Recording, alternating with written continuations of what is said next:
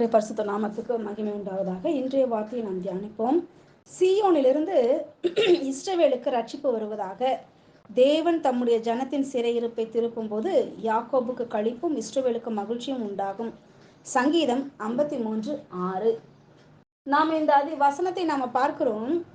சீயோனிலிருந்து இஸ்ரவேலுக்கு ரட்சிப்பு வரும். சீயோன் என்பது பரலோகத்தை குறிக்கிறது. பரலோகத்திலிருந்து தம்முடைய ஜனத்துக்கு கர்த்தர் தம்முடைய ரட்சிப்பை அனுப்புகிறார். சில வேளைகளில் அந்த ஜனங்கள் சிறையிருப்புக்குள்ளாக போகவும் அனுமதிக்கிறார். ஏனென்றால் தாங்கள் செய்த தவறுகள் நிமித்தமாக, இப்போ ஒரு தகப்பன் ஒரு தன் பிள்ளையை எப்படி சிரிச்சிக்கிறாரு? தன்னுடைய தகப்பன் தன் பிள்ளை தவறு பண்ணும்போது அது செய்யக்கூடாது, தப்பு அப்படின்னு சொல்லி கடிந்து உணர்த்தினார்.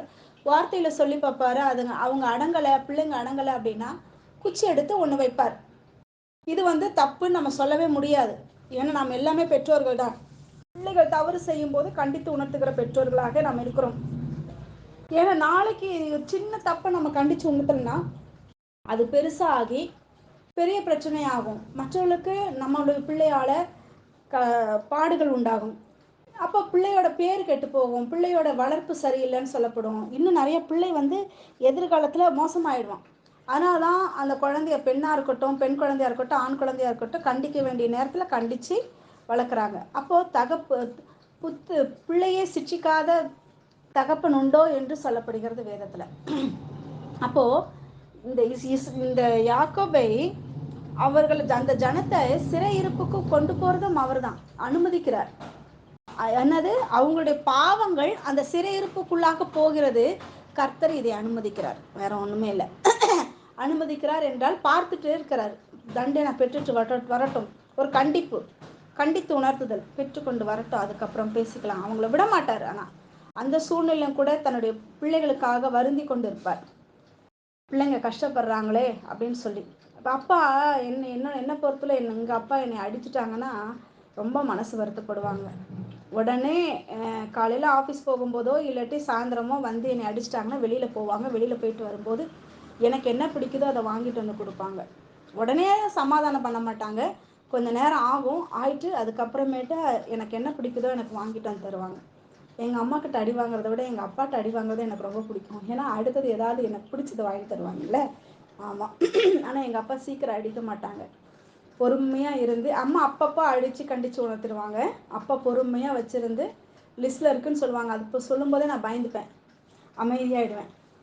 அப்போது அதெல்லாம் சேர்த்து வச்சு ஒரு நாள் என்ன பண்ணுவாங்க, கோவம் அதிகமாக வரும்போது, பொறுமை இழக்கும்போது வைப்பாங்க. அப்படி எங்கள் அப்பா. அதனால் அப்பாட்ட அதிகமாக அடி வாங்கவும் மாட்டேன். அம்மா கிட்ட தான் அதிகமாக அடி வாங்கியிருக்கேன். அப்பாட்ட அடி வாங்கினாலும் உடனே எனக்கு என்ன ஆகும், கிஃப்ட் கிடச்சிரும்.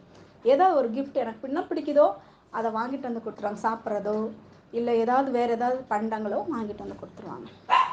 ஸோ தேவன் நம்ம அந்த சிறையிருப்புக்குள்ளே ஒரு சாதாரண மனுஷனே அப்படி செய்யும்போது, எங்கள் அப்பா எனக்கு ப்ரெஷியஸ் தான், ஆனால் அவர் மனுஷன் தானே. ஒரு மனுஷனே அப்படி செய்யும்போது கர்த்தர் தன்னுடைய பிள்ளைகளை சிறையிருப்புக்குள்ளார இருக்கும்போது அவர் மிகவும் வேதனையோடு தான் இருப்பார். எப்பொழுது அவர்களை சிறையிருப்பிலிருந்து மீட்கலாம் என்று காத்து கொண்டிருப்பார். அப்படி மீட்கும் போது யாக்கோபுக்கு களிப்பும் இஸ்ரவேலுக்கு மகிழ்ச்சியும் உண்டாகும். யாக்கோபும் ஒருவரே, இஸ்ரவேலும் ஒருவரே. ஆமா, யாக்கோபு தான் இஸ்ரவேல்னு பேர் மாத்துறாங்க இல்லையா. யாக்கோபு இஸ்ரவேல் ரெண்டும் ஒருவரே.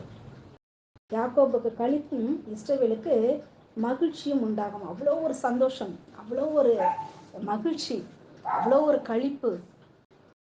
அப்போ அப்படி அவங்க என்ன பண்ணுவாங்க, அந்த களிப்பு இருக்க சமயத்துல ஆண்டவர்கிட்ட நெருங்கி இருப்பாங்க. அப்புறம் கொஞ்ச நாள் ஆனோன்னா மறுபடியும் பழைய வழிக்கு, தவறான வழிக்கு அவங்க தவறு செய்ய ஆரம்பிச்சிடுவாங்க. இதுதான் ஆண்டவருக்கு பிடிக்காத ஒரு காரியம். நாம் சொல்கிறோம், இவ்வளோ தூரம் வக்கனையாக நாம் சொல்கிறோம், அதாவது என்ன சொல்கிறது, அடுத்தவங்களை சொல்கிறோன்றது கூட கூச்சலாமல் நான் சொல்கிறேன். அப்போது நாமளும் கூட அப்படி தான் இருக்கிறோம். நம்ம ஏதாவது ஒரு நல்லா இருப்போம், ஆண்டு ஆவிக்குரிய ஜீவிதத்தில் நல்லா வளர்ந்துட்டு இருப்போம், திடீர்னு ஏதாவது ஒரு தவறு உலக பிரகாரமாக செய்வோம். அப்போ நம்ம அதை பார்க்கும்போது அது என்ன ஆகுது, நாமளும் அதே தவறு தானே செய்கிறோம். அப்போ கர்த்தர் வருத்தப்படுவார் இல்லை. அப்போ நான் அதெல்லாம் யோசிக்கணும். இஸ்ரவேல் ஜனங்கள் செய்கிற அதே தப்பு தானே நாமளும் செய்கிறோம். நமக்கு அதுக்கு ஒரு ஒரு சோதனை வந்து நம்ம அதிலிருந்து உணர்ந்து ஐயோ நம்ம தப்பு பண்ணிட்டோம், அதனால தான் கர்த்தர் எதுக்கோ இந்த சோதனை அனுமதிக்கிறார், நான் என்ன தப்பு பண்ணேன்னு உணர்ந்து ஆண்டோடைய சமூகத்தில் கேட்டு அதை நாம் அந்த தவறு என்னன்னு ஆண்டவர் உணர்த்துவார், அதுக்கு மன்னிப்பு கேட்டு மறுபடியும் என்ன பண்ணோம் அதுலேருந்து மீண்டு வருவோம். அப்படி மீண்டு வரும்போது ஆவிக்குள்ள ஜீவியத்திலையும் சரி நம்மளுடைய மனசுலையும் சரி அவ்வளோ ஒரு சந்தோஷமும் களிப்பும் மகிழ்ச்சியும் அதிகமாக இருக்கும். ஆனால் கொஞ்ச நாள் ஆனாலும் மறுபடியும் நாம் என்ன பண்ணுவோம், பேக் ஸ்லைட் ஆகும். அப்போ இது போன்ற ஒரு காரியங்கள் நம்முடைய வாழ்க்கையிலும் கூட இருக்கு. இஸ்ரவேல் ஜனங்கள் மக்கள் மாத்திரமல்ல, நம்ம வாழ்க்கையிலும் கூட இருக்கு. இன்னைக்கு அநேக இஸ்ரவேல் ஜனங்களை குறித்து மாத்திரமே பேசிட்டு நம்மை பத்தி பேசுறதே கிடையாது. ஆனால் நான் சொல்லுவேன், நம்மகிட்டயும் அவங்க நாமளும் மனுஷங்க தான், நம்மகிட்டயும் அதே தவறு இருக்கு. அவங்க அதிகமான தவறுகள் செய்தார்கள், நாடே செய்தது. நாமளும் அதை விட அதிகமா தவறு தான் செய்றோம். அதனால நாம் எப்பொழுதும் ஆண்டருக்குள்ளார ஆண்டர் நம்ம அந்த சிறையிருப்புக்குள்ள போகாம, அந்த சிறையிருப்புனா நமக்கு என்ன சோதனை தான்.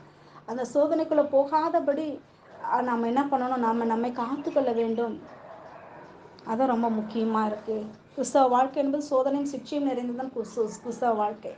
அதையும் நம்ம புரிஞ்சு கொள்ளணும்.